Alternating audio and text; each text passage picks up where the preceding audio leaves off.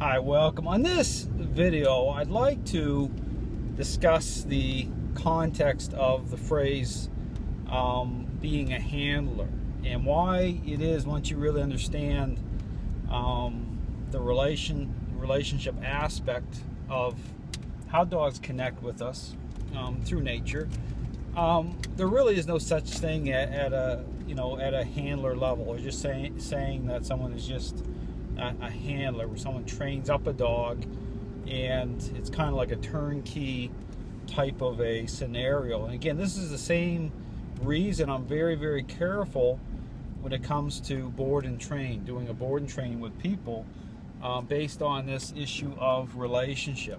Again, knowing that behavioral problems themselves represent the fact that the owner, is not in right relationship to begin with. The focus has to shift onto the owner in order for not just meaningful change to happen, but to ensure there's lasting results. But again, getting back to this issue about depth and this saying about being a handler. Again, the saying I say is there's no such thing as a handler, because here's the problem with approaching training that way, or approaching the relationship at a kind of a superficial, appearance-based level, where again this goes into this saying about being a handler, or even the board and training process. If you're not making sure that the person is changing, then what will happen is you can have problems as a result. Things can either at the board and train level, things can kind of wash out over time, and again the owner's going to start experiencing once again behavior problems once the dog transitions back into the home environment.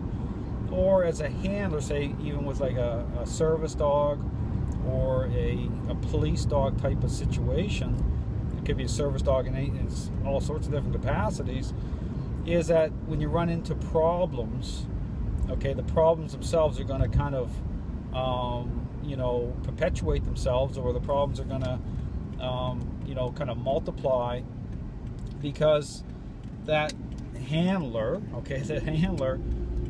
is not able to really gain the type of insight to fix the problem at a relationship level, because it really is problems themselves are a result of the person not being in right relationship. Something's happening in the relationship. And again, this goes into the whole scenario too, when people come to me for help, and say working with people at a one-on-one level over a period of time, I'm basically turning them into a trainer, because that is the issue about what is even a trainer. A trainer is somebody, once you really understand the whole context of what this connection represents, a trainer is somebody that has a deep understanding of the relationship, who's connecting at that level, who has insight. And so the issue about depth and gaining insight comes through that journey, the process, what transpires out of that journey. But again, just to really think about, I encourage people to really think about this issue about a handler.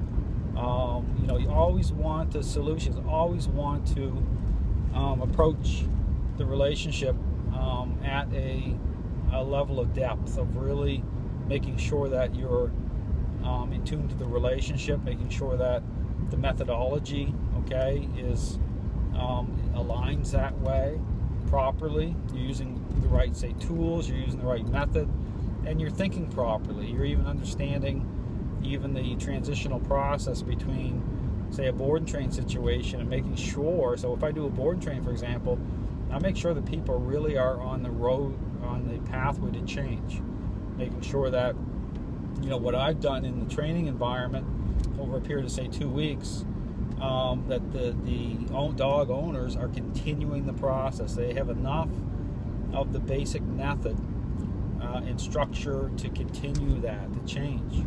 So they have the basics are there. It doesn't mean that they have to be at the depth level that I'm at.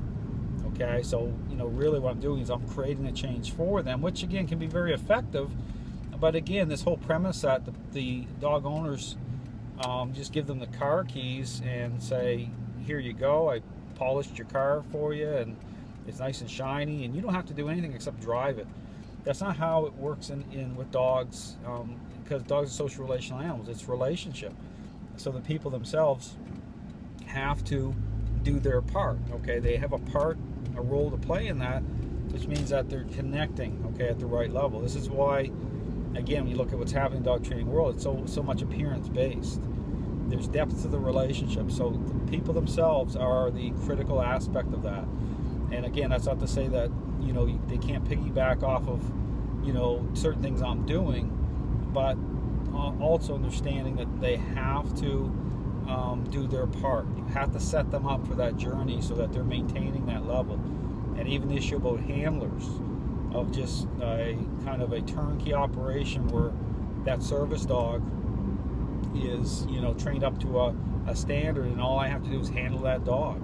That's a wrong way to approach it. You again, you can have problems through that. You're not going to have, and I guarantee you, if you do that way, okay, you're not going to have the high level that you want to have in the service dog field, especially with a police canine. You want that person to be, you know, at a really good depth level. And that's not to say the person instantly becomes a trainer through that journey, but you definitely want to give them the foundation so that they have the core concepts that they need to make sure that they're getting in tune to relationship. But again, this stuff is all about, you know, when you walk this stuff back and you really understand, even me having this conversation, it comes from that. Okay, so everything's based off the fact of where you're at in terms of the journey to begin with. So somebody who is, you know, looking at this video and saying, oh, I'll do that, well, you know, you have to be on that journey yourself. You have to understand the relationship side of things, be able to transfer that over and to do things a certain way, even in terms of board and trains. I mean, once you think a certain way, there's no way I'm going to do certain things in the aspect of training, because I already know better. I already know how these things need to play out. So anyway, just something to think about. Everything comes from relationships, understanding depth. There's certain, you know, terms out there in the dog training world that just don't line up. Okay, there are mainstream terms that are built off of this appearance-based narrative, doing things a certain way, a whole culture of that. And once you really begin to you know, kind of dive into it and really get in tune to what's happening, those terms they take on a whole different meaning. You would not do certain things certain ways because you're just going to do things consistently the same way, because you understand